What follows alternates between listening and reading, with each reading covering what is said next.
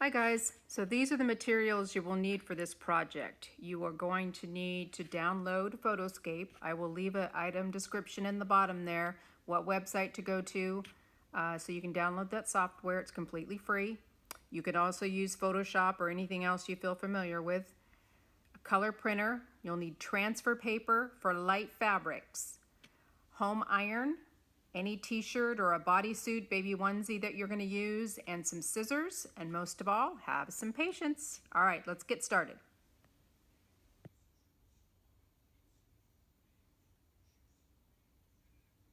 You just want to start with a nice big white background. I don't know exactly what size I'm working with here, but I'll link it down and below in the note section down there, give you an idea of what you should work with. You want to just go ahead and open up the image. You can go online and pick the image that you want to work with. I found this Minnie Mouse face that we're going to be inserting.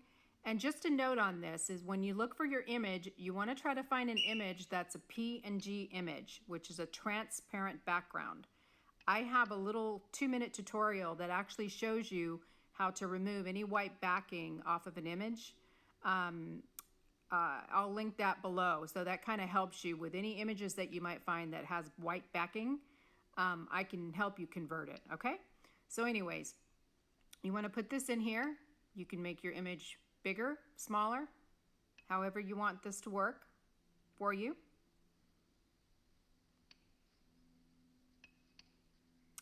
All right. Then you want to pick you go into your text section. You want to type in your number 1 or 2, whatever number you're using for your birthday shirt. And then you want to pick your font. I usually like to go with impact for my numbers, but I will tell you that depending on if you use a 1 or you might use a 2 or a 3, I find that certain numbers look better in certain text. So just play with what you like. This is totally your shirt, so it's all up to you. I'm just showing you the basics here, and you can definitely choose what you want to do. This is where you're going to choose your coloring for the insert, and then off to the left here, there's an outline. I like to outline my letters or numbers, and you can adjust it to where you want it to go. And I'm going to do black lettering, black outline, I should say, for the number. So we're just going to make this bigger.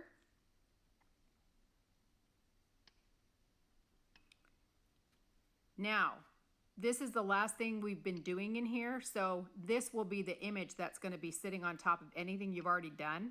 So what you want to do is get this the size that you want.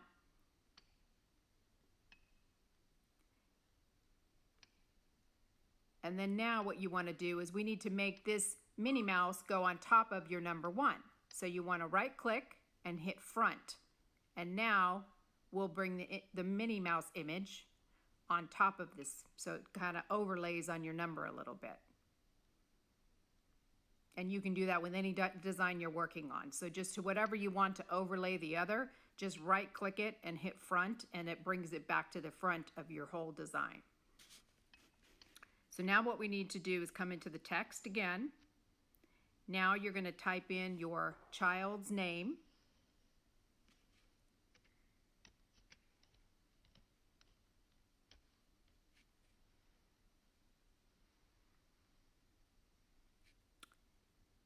Then you need to select your font again.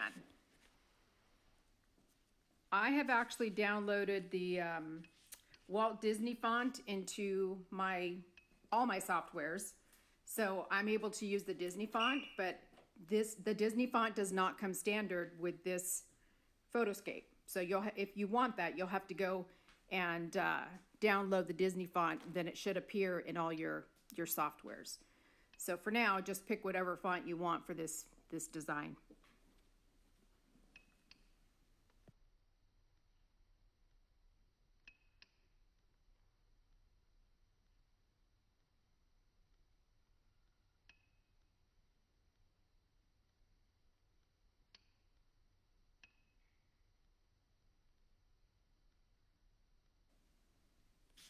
Now you just want to center your name on the bottom the best you can.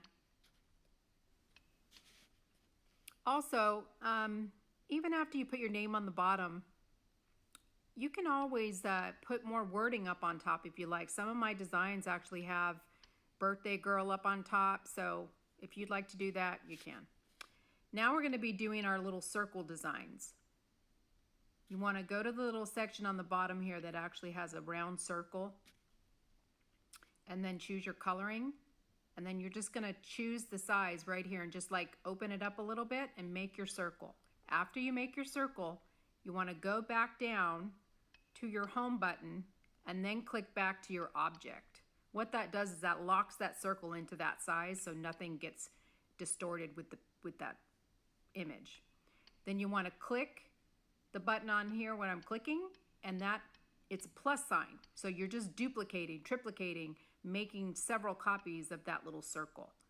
And then you start to maneuver all your circles and just put them everywhere you want them to go within your image.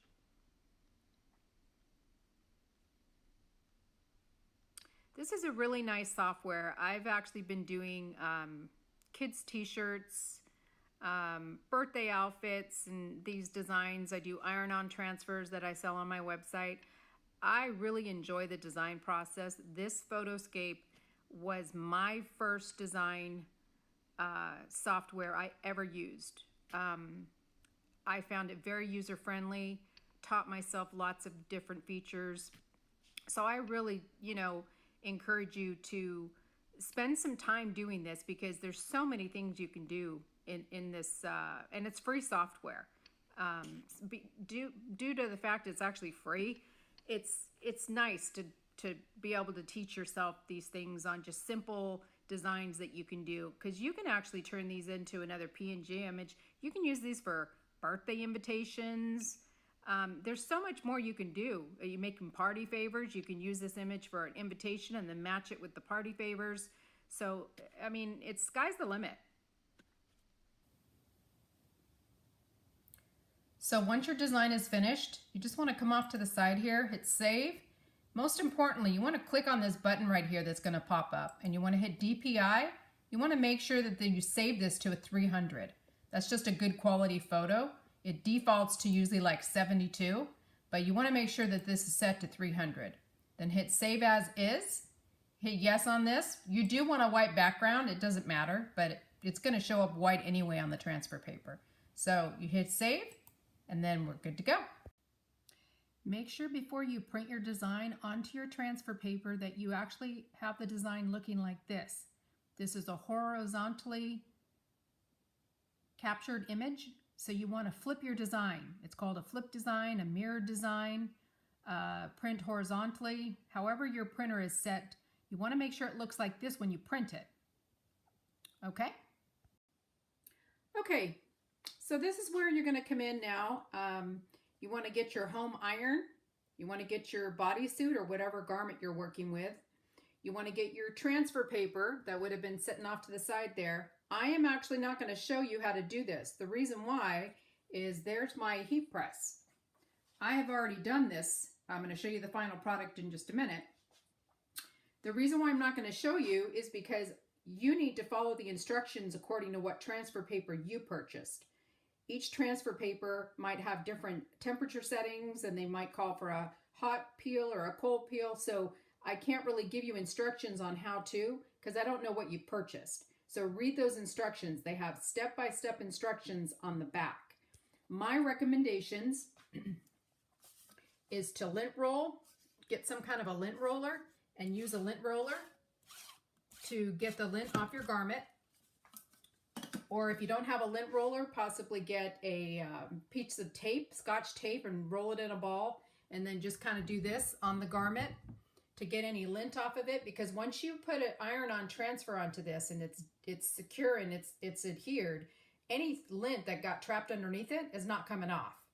So I would highly recommend that. And then another thing I recommend, if it doesn't state this on your transfer paper, I recommend heating up your iron very hot. Do not use steam, by the way. Most instruction packets will tell you that, but do not use steam.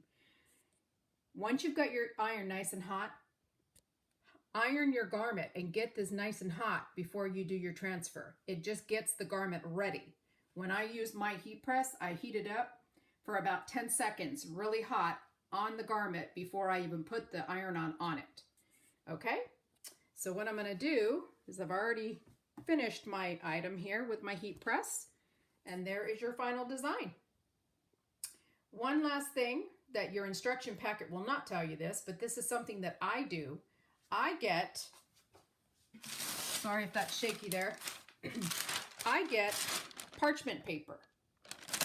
So what I do is after I'm done here, I will overlay this with some parchment paper. And again, I wipe this parchment paper down very good on both sides. I put it down and then I use my iron and go over it, or the heat press, because this parchment paper will actually make your garment look a little bit more natural, and it knocks the design back into the fabric a little bit more, if that makes sense. But it really does work. I've been using this for about 3 years now and I love it. Okay, so I really hope this helped you.